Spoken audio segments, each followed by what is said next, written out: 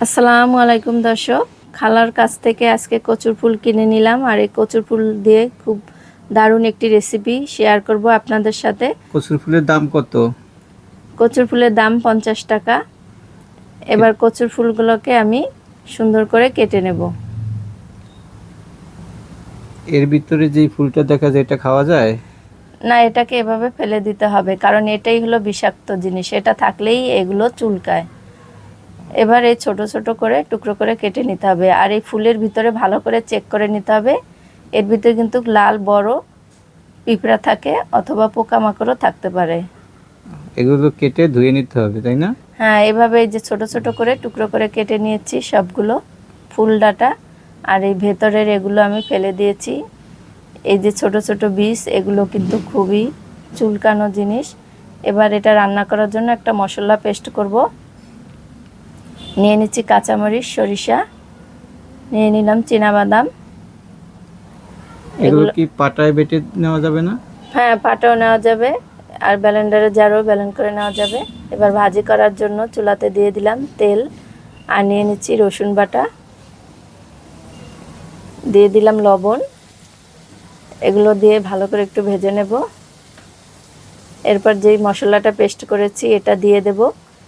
এটা দিয়ে এটাকে কিছুক্ষণ ভেজে নিতে হবে, কারণ চীনাবাদামের একটা গন্ধ থাকে, গন্ধটা দূর হয়ে যাবে। ফুলটা রান্না করতে কি হলুদও দেওয়া লাগবে? হ্যাঁ, হলুদ, কাঁচামরিচ আর এই পানি দিয়ে এবার এটাকে আবারও ভালো করে কষিয়ে নেব। এটা কষানো হয়ে গেলে এবার রান্নার পরিমাণ পানি দিয়ে দেব। আর রান্নার পরিমাণ পানি দিয়ে? হ্যাঁ, পানিটা বলক দিয়ে এটাকে ভালো করে কষিয়ে নিতে হবে। এরপরে এই কচুর ফুলগুলো দিয়ে দিতে হবে। ঢাকনা ব্যবহার করতে হবে না? হ্যাঁ, এবার এই যে ঢাকনা দিয়ে এটাকে একদম সেদ্ধ করে নেব। এটা সেদ্ধ হয়ে গেলে এটাকে এভাবে নাড়তে হবে, নাড়তে নাড়তে এটা এক পর্যায়ে একদম গলে যাবে। এটা গলানো হয়ে গেছে, এবার এটা নামিয়ে নেব। এবার এটা বাগারের জন্য তেল দিয়ে নিলাম। নিয়ে নিচ্ছি রসুন কুচি, কাঁচামরিচ, পেঁয়াজ কুচি, এগুলোকে ভেজে নেব।